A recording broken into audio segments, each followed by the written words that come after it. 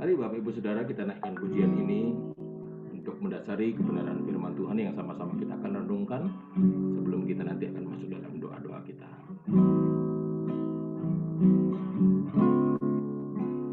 Pada satu bukit jauh dari sini, lihat salib Tuhan berdiri,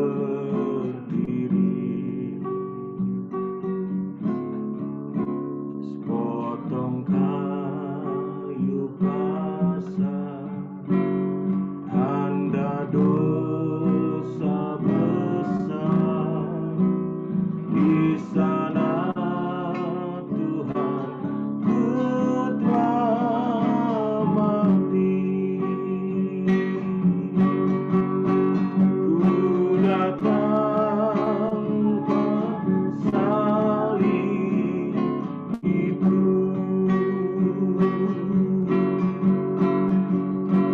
ingat cintanya Tuhanku.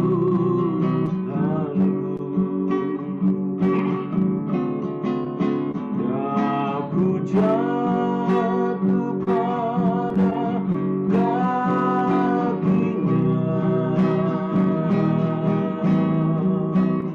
saat ku dapat ampun dosa. Pada satu bukit jauh dari sini, lihat salib Tuhan berdiri,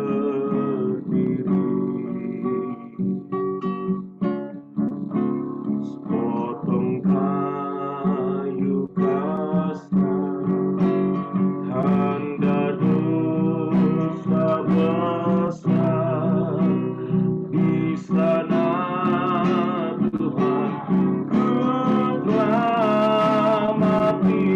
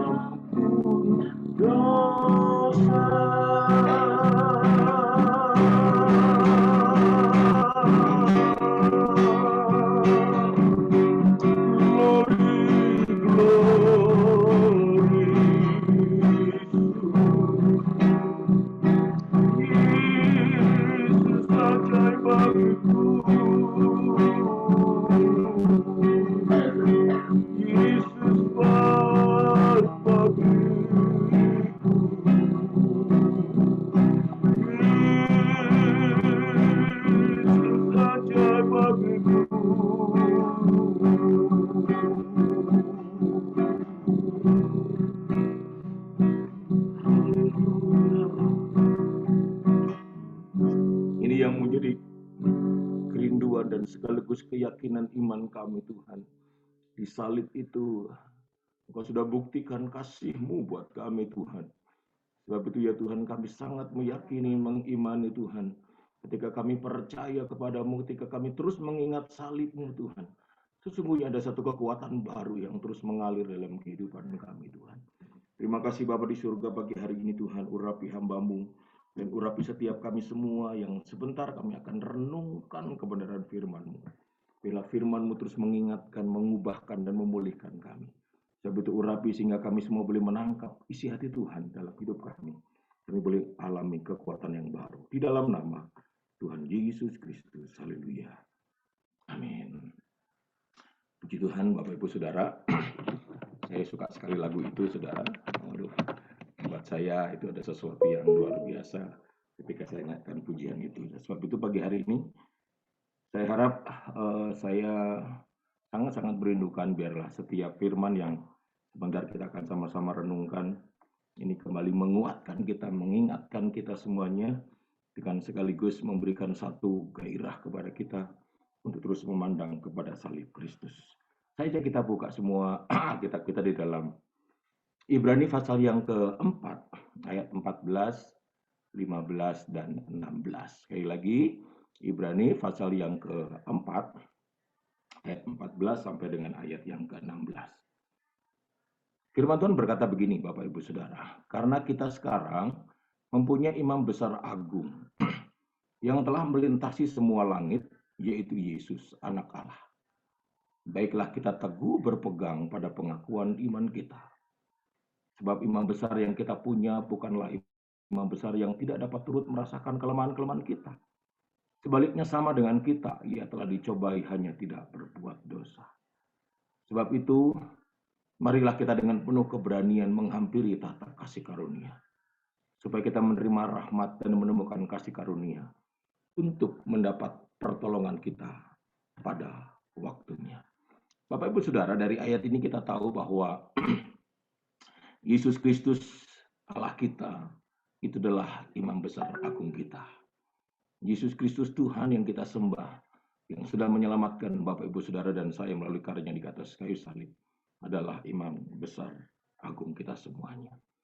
Nah, dalam kemah tabernakel, pelajaran dalam perjanjian lama tentang bagaimana bangsa Israel harus menunaikan ibadahnya, Bapak Ibu Saudara, seorang imam besar yang kita tahu itulah Imam Harun dan keturunannya yang disebut sebagai imam besar. Kalau Saudara baca dalam Keluaran 30 ayat 10 maupun Imamat 16 ayat 34, di sana 1 tahun 1 kali Harun atau imam besar lainnya yang menggantikan dia ketika dia wafat, yang namanya imam besar itu keturunan dari Harun, itu harus mengadakan pendamaian di atas tanduk-tanduknya, di atas tanduk-tanduk tabut perjanjian maksudnya Saudara. Jadi imam besar Harun 1 tahun 1 kali dia harus masuk ke ruang kudus sampai ke ruang maha kudus. Kalau Saudara perhatikan dalam kemah tabernakel ada 3 bagian. Suatu saat lah nanti kita akan belajar Saudara ya. Ada 3 bagian. Bagian yang pertama disebut halaman, yang ada bagian depan, yang dimana situ ada bejana pembasuhan, dimana ada mezbah korban bakaran. Nah, kemudian masuk ada tirai yang membatasi, kemudian masuk ke ruang yang disebut dengan ruang suci atau ruang kudus. Ruang kudus itu ada pelita, kaki dian, ada meja roti sajian, ada mezbah dupa. Nah, tetapi tidak bersama di situ. Ada bagian lain yang lebih dalam lagi yang disebut dengan ruang maha kudus, di mana ada tabut perjanjian. Nah, ada tirai yang membatasi itu, dan kemudian di balik tirai itu ada tabut perjanjian. Nah, tidak semua imam bisa masuk ke situ, hanya imam besar. 1 tahun 1 kali dia diizinkan Tuhan masuk ke ruang maha suci untuk mengadakan pendamaian, penghapusan dosa bagi seluruh umat Israel. Itu dilakukan 1 tahun sekali oleh Imam Harun atau imam besar yang menggantikannya. Tetapi kalau Saudara baca dalam Imamat 16, di sana dikatakan bahwa sebelum masuk ke sana 1 tahun 1 kali ada banyak hal yang dikerjakan dahulu. harus ada penyucian untuk dirinya sendiri, untuk pakaiannya Imam Harun, dan untuk dirinya sendiri, dan untuk bangsa Israel. Ada banyak hal yang harus dikerjakan. 1 tahun 1 kali. Itu dikerjakan untuk mengampuni bangsa Israel. Seluruh dosa-dosa bangsa Israel terampuni dalam 1 tahun itu. Nah, saudara, kita tahu semua dalam Lukas 23 ayat 45b sampai 46. Dikatakan di sana, dan tabir bait suci itu terbelah dua. Lalu Yesus dengan suara nyaring berkata, ya Bapa, ke dalam tanganmu kuserahkan nyawaku. Nah, pada saat Yesus mati, pada saat Yesus menyerahkan dirinya, pada saat Yesus berada di kayu salib dan menyelesaikan semua tugasnya, tabir bait Allah itu terbelah. Tabir yang mana? Yaitu tabir yang menutupi antara ruang kudus dan ruang maha kudus. Jadi sekarang sudah tidak ada sekat lagi, saudara. Tetapi sekarang sudah full. Seluruh bagian ini menjadi ruang maha kudusnya Tuhan. Menjadi ruang maha kudusnya Tuhan. Nah, dengan kata lain, Bapak Ibu Saudara kasih dalam Tuhan, peristiwa tentang salib Kristus, peristiwa tentang kematian Yesus, itu adalah karya yang begitu luar biasa buat seluruh umat manusia. Kalau saya bisa mengutip beberapa ayat saudara tentang salib Kristus, saudara bisa baca dalam Galatia 3, 13-14. Karya salib Kristus itu dikatakan di sana, Kristus telah menebus kita dari kutuk. Hukum Taurat dengan jalan menjadi kutuk karena kita. Sebab ada tertulis, terkutuklah orang yang digantung pada kayu salib. Yesus Kristus telah membuat ini supaya di dalam Dia berkat Abraham sampai kepada bangsa-bangsa lain. Sehingga iman kita menerima roh yang telah dijanjikan itu. Saudara perhatikan, melalui karya salib Kristus, Dia menebus saudara dan saya dari segala bentuk kutuk apapun di dunia ini. Segala macam kutuk yang diwakili dengan kutuk hukum Taurat, semua digantikan dengan berkat. Sehingga Anda dan saya dikatakan Anda dan saya berhak menikmati berkat Abraham. Karena berkat Abraham itu sampai kepada bangsa-bangsa lain, yaitu saudara dan saya. Jadi dari karya salib Kristus yang digambarkan tadi itu, seorang imam besar yang masuk ke ruang maha kudus dengan membawa korban darah anak domba yang tak bercacat dan tak bercela untuk menghapus semua dosa manusia, untuk menghapus semua dosa bangsa Israel pada waktu itu, tergenapi dengan karya Kristus di atas kayu salib. Tabir bait suci itu terbelah karena Kristus masuk ke sana bukan dengan membawa darah anak domba biasa, tetapi membawa darahnya sendiri, saudara. Darah anak domba Allah yang tak bercacat dan tak bercela masuk sampai ke tabut perjanjian, sehingga akhirnya apa? Seluruh ruangan itu penuh dengan kemuliaan Tuhan. Jadi dari sini kita bisa tahu bahwa karya salib Kristus itu membuat Anda dan saya bebas dari segala bentuk kutuk dan berhak menikmati berkat-berkat dari Tuhan. Karya salib Kristus, kalau saudara baca dalam 1 Petrus 2 ayat 24 dikatakan di sana, Ia sendiri telah memikul dosa kita dalam tubuhnya di kayu salib, supaya kita yang telah mati terhadap dosa hidup untuk kebenaran. Oleh bilur-bilurnya kamu telah sembuh. Saudara, Yesus mati di atas kayu salib, memikul dosa kita. Dan bukan hanya dosa kita yang Dia pikul, tapi sampai dengan sakit penyakit kita. Dia tanggung sehingga Anda dan saya berhak menikmati kesembuhan. Oleh kuasa bilur-bilurnya Anda dan saya disembuhkan. Anda dan saya berhak menikmati kesembuhan dari Tuhan. Itu karya salib Kristus Yesus buat Anda dan saya. Yang terakhir, saudara, dalam 1 Korintus 1 ayat 18 dikatakan, sebab pemberitaan tentang salib, yaitu salib Kristus, memang adalah kebodohan bagi mereka yang binasa. Tetapi bagi kita yang diselamatkan, pemberitaan itu adalah kekuatan Allah. Artinya di dalam itu satu kekuatan yang luar biasa, yaitu kekuatan Allah yang menjadi bagian dalam hidup semua orang yang percaya kepada Tuhan. Gitu saudara dan saya. Di salib Kristus itu kita diingatkan. Ada satu kekuatan ilahi yang dapat mengalir dalam hidup kita. Sehingga ada dan saya menjadi pribadi yang kuat dalam menghadapi apapun. Pandanglah salib itu. Percayalah di balik salib itu ada kemuliaan yang membawa Anda dan saya boleh mengalami kekuatan Allah yang berlimpah-limpah. Oleh sebab itu saudara, tidak heran Yesus Kristus adalah imam besar agung. Tadi dikatakan di ayat selanjutnya, ayat 15-16 dikatakan, sebab imam besar yang kita punya, yaitu Yesus Kristus, bukanlah imam besar yang tidak dapat turut merasakan kelemahan-kelemahan kita. Sebaliknya sama dengan kita, ia telah dicobai, hanya tidak berbuat dosa. Sebab itu marilah kita dengan penuh keberanian menghampiri tahta kasih karunia Tuhan, supaya kita menerima rahmat dan menemukan kasih karunia untuk mendapatkan pertolongan kita pada waktunya. Dari sini kita tahu kan, salib Kristus, kuasa salib Kristus itu luar biasa. Karya salib Kristus itu luar biasa. Dia menyembuhkan kita, melepaskan kita dari segala bentuk dan menggantinya dengan berkat. Kemudian dengan salib Kristus itu Anda dan saya diampuni dosanya, dan bukan hanya diampuni tapi disembuhkan dengan kuasa bilur-bilurnya. Dan di dalam salib Kristus itu ada satu kekuatan Allah yang melimpah-limpah. Dan tidaklah heran penulis Ibrani berkata, dia adalah imam besar yang turut merasakan kelemahan-kelemahan kita. Dialah iman besar yang menjamin saat engkau datang menghampiri kasih karunia-Nya, tahta kasih karunia-Nya, engkau akan mendapatkan rahmat dan menemukan kasih karunia, serta mendapatkan pertolongan pada waktunya. Karena dia sadar dan dia tahu karya salib Kristus itu sungguh luar biasa. Saudara, kita perhatikan satu persatu, saudara, ya. Ada dua hal yang saya akan bahas kepada buat kita. Yesus turut merasakan apa yang kita rasakan. Itulah jaminan melalui karya salib Kristus. Melalui karya salib Kristus dia berkata, aku turut merasakan apa yang engkau rasakan. Seberat apapun itu, saudara.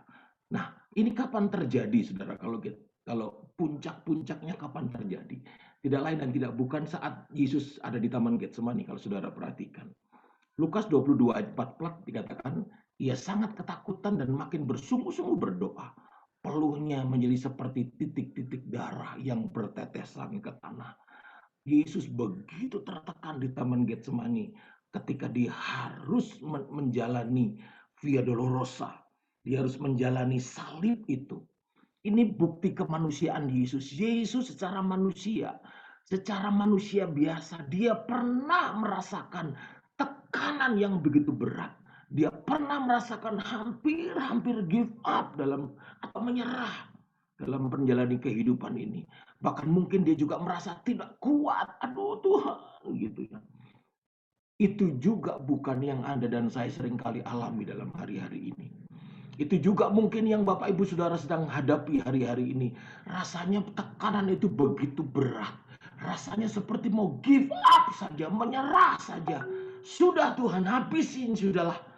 Gitu ya. Merasa engkau tidak kuat dalam menjalani kehidupan. Saudara perhatikan baik-baik. Yesus tahu apa yang saudara rasakan. Dan bukan hanya tahu, dia pun turut merasakan karena dia pernah merasakan itu. Dia pernah merasakan tekanan yang begitu berat. Sehingga peluhnya menjadi seperti titik-titik darah yang bertetesan ke tanah. Itu artinya Yesus pernah mengalami hal itu. Sehingga dia tahu bagaimana rasanya tertekan. Dia tahu bagaimana rasanya hampir menyerah, give up. Itu Tuhan tahu, saudara. Tuhan tahu betapa tidak mampunya dirimu dalam menjalani kehidupan. Tuhan tahu karena berbagai macam hal yang terjadi. Tapi ingat, Yesus tidak berbuat dosa. Anda dan saya pun juga jangan sampai berbuat dosa. Jadi dengan kata lain, Bapak Ibu Saudara, ketika dia berkata, imam besar yang kita punya adalah imam besar yang turut merasakan yang kita rasakan. Di Taman Getsemani itu memberikan penjelasan dengan jelas kepada kita bahwa Yesus mengerti dan Yesus peduli. Bahkan Yesus turut merasakan apa yang saudara dan saya rasakan. Hari ini Bapak Ibu Saudara, ketika engkau dan saya ada di dalam Tuhan, ketika kita melakukan perjamuan kudus, setiap akhir bulan kita melakukan perjamuan kudus. Saudara ingat, di perjamuan kudus kita diingatkan akan salib Kristus. Artinya Bapak Ibu Saudara, dari ayat ini kita bisa tahu ketika kita melakukan perjamuan kudus, kita sedang mengingat karya salib Kristus. Artinya kita harus mempercayai dan mengimani bahwa Tuhan turut merasakan apa yang menjadi kelemahan atau pergumulan hidup saudara dan saya. Ketika engkau melakukan perjamuan kudus, imani dengan sungguh, pandang salib Kristus, tujukan arahkan hatimu kepada salib Kristus, karena di sana engkau akan diingatkan. Dia berkata, aku turut bekerja, aku turut merasakan apa yang engkau rasakan. Engkau tidak berjuang sendirian, engkau tidak aku biarkan berjalan sendiri. Ketika engkau nikmati tubuh dan darah Yesus, ingat baik-baik Bapak Ibu Saudara, bukan hanya sekedar seremonial, tapi engkau diingatkan bahwa aku turut menanggung, aku turut bekerja, aku turut merasakan apa yang engkau rasakan. Artinya Anda tidak berjuang sendirian. Anda tidak pernah dibiarkan Tuhan sendirian. Kiranya Bapak Ibu Saudara mulai mengingat, mulailah kuatkan imanmu. Ketika engkau berhadapan dalam situasi sulit-sulit apapun, Tuhan tidak pernah biarkanmu sendiri.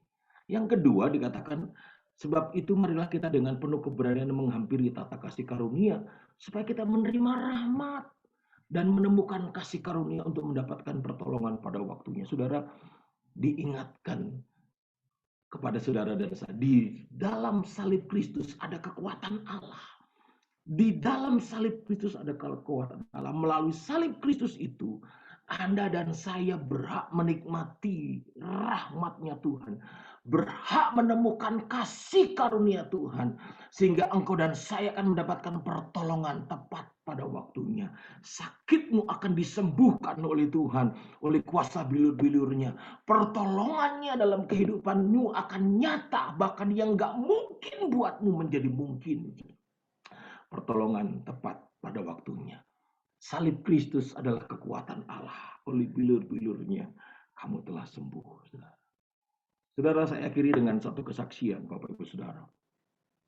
Ada sepasang keluarga yang harus menangis karena dia tahu bahwa ada kelainan dalam diri anaknya, Saudara. Aduh, dia bingung harus berbuat bagaimana ini, sehingga akhirnya dia memutuskan untuk periksa ke dokter. Ketika dia periksa ke dokter, dan dokter katakan, wah, ini harus ada tindakan ini. Saya akan berikan rujukan kepada salah satu dokter yang lain, teman saya yang pernah menangani seperti ini ya. Oke. Aduh, dia akhirnya diberikan surat rujukan dan kemudian dia datang ke dokter yang temannya itu, saudara. Dan dikatakan bahwa, waduh, ini harus ada tindakan operasi. Ini memang kelainan dan memang harus diadakan tindakan operasi. Aduh, anak baru umur 1 tahun, saudara. Harus ada tindakan operasi. Ini kisah nyata, saudara. Dan kemudian gak tahu harus berbuat bagaimana. Dia cuma bisa, oh Tuhan, masa seperti ini gitu ya. Kalau dia boleh bertanya sama Tuhan. Dan akhirnya mereka pulang dan mereka mencari waktu kapan untuk bisa bertemu dengan dokter yang memang ahli, spesialis, dan kemudian harus ditangani dan harus dioperasi, saudara. Akhirnya mereka pulang ke rumah. Dia tidak cerita kepada siapa-siapa, kepada saudaranya, kepada temannya, kepada siapa orang tuanya. Enggak cerita-cerita. Dia cuma cerita kepada Yesus. Dia cerita kepada Tuhan. Dia ceritakan kepada Tuhan kondisi anaknya. Dia ngomong. Satu hal yang kemarin, baru 3 hari yang lalu saya dapat ceritanya, saudara. Terus dia cerita kepada saya, dia bilang, yang saya katakan kepada Tuhan, dia bilang, terima kasih Tuhan.